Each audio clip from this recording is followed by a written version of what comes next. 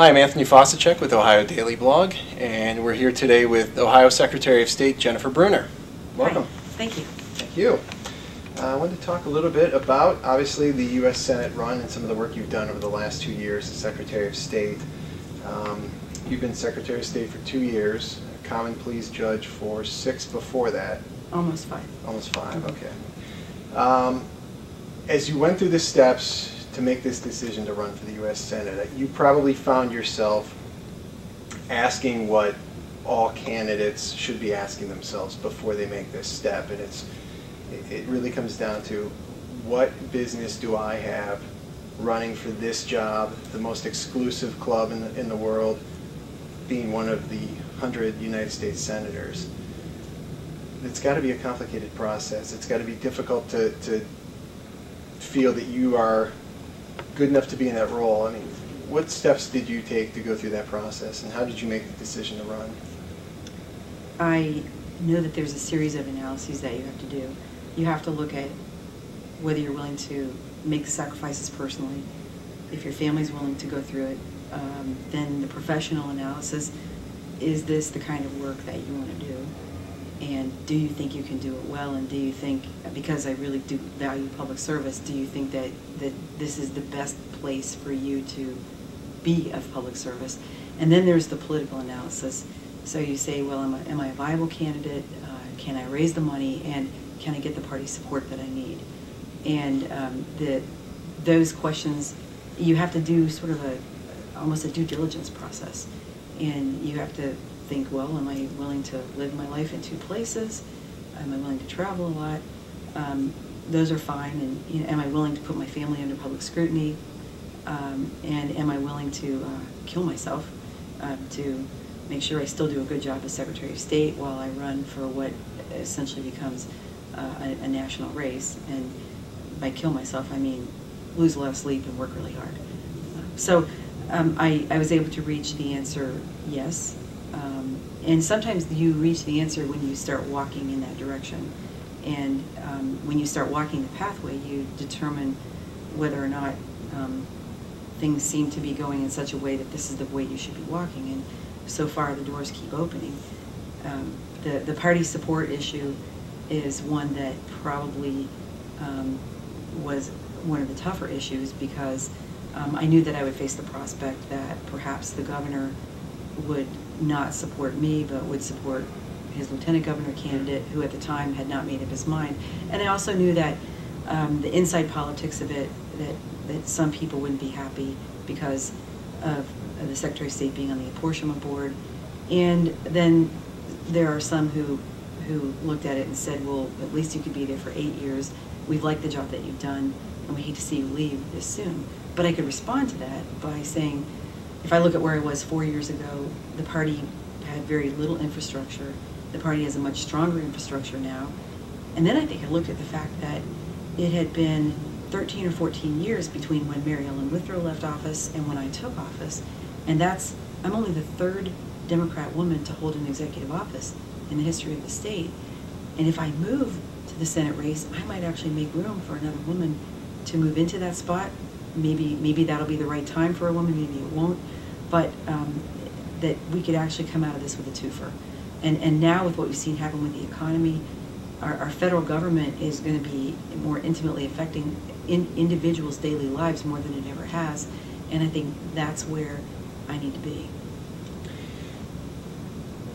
As you started going through the process, at what point did you really start to, I mean, you started down the path. Did you start down the path when Senator Voinovich was still undecided as to whether or not, I mean, was there a point in time where you were considering maybe running against George Voinovich? Much earlier. If you go back to my college days, a college professor, when I was a gerontology major at Miami, sociology, gerontology, said he thought that I would be good in politics. And I said, well, I always thought that I might like to be in the Senate. He said, oh, I didn't mean that. So it obviously had been in my thoughts for quite a long time. But when Sherrod Brown was elected, of course, he and I have been friends for a long time. I worked for him when he was Secretary of State. So he and I had dialogues. He said how much he enjoyed the work there, how that if you really work hard, you can be effective and there's a lot you can do. I visited him several times in Washington, so clearly the thought had entered my mind. Now, during last fall, I was on my way to Dayton, and one of my staff people was in the back seat of the car and said, "Oh, he looked at his BlackBerry. He said, "There's a poll out here. It's you and Voinovich." I said, "Okay, how bad is it?" And he said, 42-38. You're up. I said, "What?" And so that does tend to get you thinking a little bit more too, if you think you can actually win.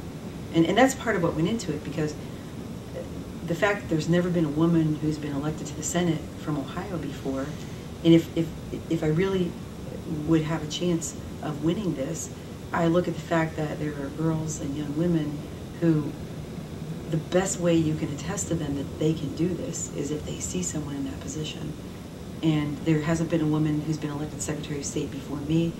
And I would suggest that probably because the way this system is set up in Ohio, it pits political parties against each other with such tension that it was not something that there'd been easy access for a woman to get to before. How would you assess the job performance of Senator Voinovich over the last 12 years, or 10 years at this point? I don't like to cast aspersions, so I think I can say that I've seen senators work harder, and I can say that had Senator Voinovich been one of the yes votes on the stimulus vote, we as taxpayers would not have had to pay to have a military plane come to Mansfield to pick up Senator Brown in the midst of his mother's funeral services to fly him back to Washington to be the deciding vote on the stimulus. Now, perhaps I'm sure that Sherrod would have wanted to be there for the vote anyways, but to have no Ohio congressman, whether they're in the Senate or the House, vote yes in favor of something that is a Herculean effort that's being made on the part of the government to try to help individual Ohioans and some of the businesses of this state, unacceptable. How much impact do you think two Democratic senators can have together for Ohio, as opposed to the past almost decade where we had two Republicans in those positions? I think the impact is going to be much greater, because the political and the financial center of power has now moved to Washington. And it's not just for Ohio, but for the country. Because if we can get to 60 senators in one party who can work together and stick together and support the president in his initiatives and work with the members of the House, we can be so much more effective. If I just look at election reform alone, the reason that we haven't been able to move things quickly through Congress is because they haven't been able to get the votes that they need to move decisively to create in a meaningful way some kind of uniformity across the country. What I did in Ohio was to take the disparate practices of 88 county boards of elections, listen to what they did, and then create some uniformity so that your voting rights in Ashtabula County were the same as what they were in Claremont County. We need the same kind of thing around the country. And the reason that we haven't been able to get it is we've had a lot of ingrained practices at local election boards, clerks of election, secretaries of state, who know that if they can just pick off one or two senators, they can stop any bill from going through that would actually have some improvements for the country.